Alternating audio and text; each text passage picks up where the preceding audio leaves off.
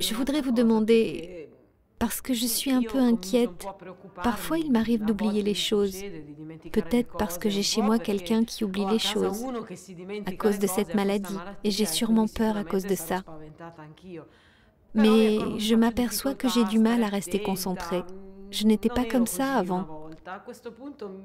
À tel point que je me demande si ce ne sont pas des symptômes précoces de la maladie d'Alzheimer.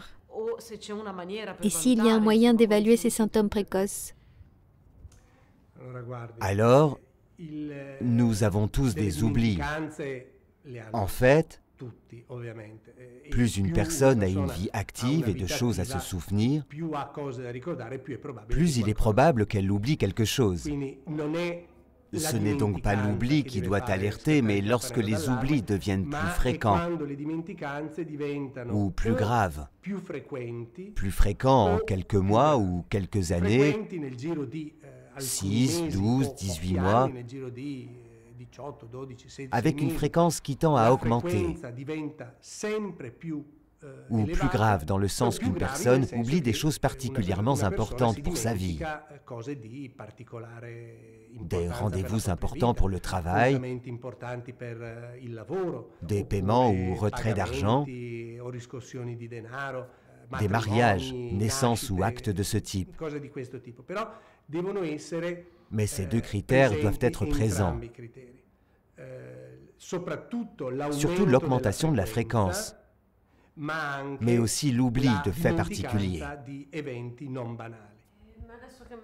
Maintenant que vous me le dites, je suis encore plus inquiète, car j'ai l'impression de me voir dans votre description. À présent, si je veux faire des investigations, que dois-je faire?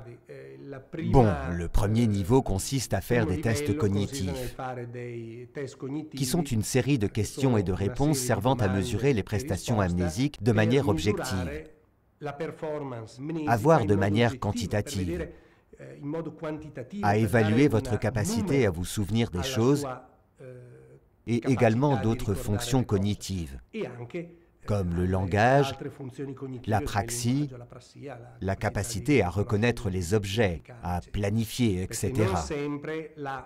Parce que la perception de la difficulté à se souvenir n'est pas toujours une difficulté réelle à se souvenir, comparée à des personnes d'âge et de niveau culturel identiques. Il y a des gens qui demandent beaucoup à eux-mêmes, qui sont très exigeants et qui font une montagne du moindre oubli. Ils le considèrent comme très inquiétant.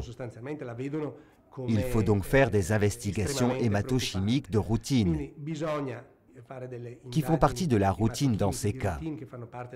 Puis, si nous trouvons, lors de l'évaluation cognitive, que votre bilan est en dessous de la moyenne, nous pourrons alors rechercher les biomarqueurs pour la maladie d'Alzheimer.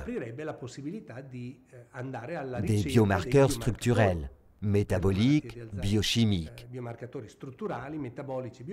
avec une IRM, une TEP avec marquage du glucose, une TEP avec liant pour l'amyloïde et rachisynthèse. Mais cette deuxième étape est indiquée seulement en cas de troubles cognitifs objectifs.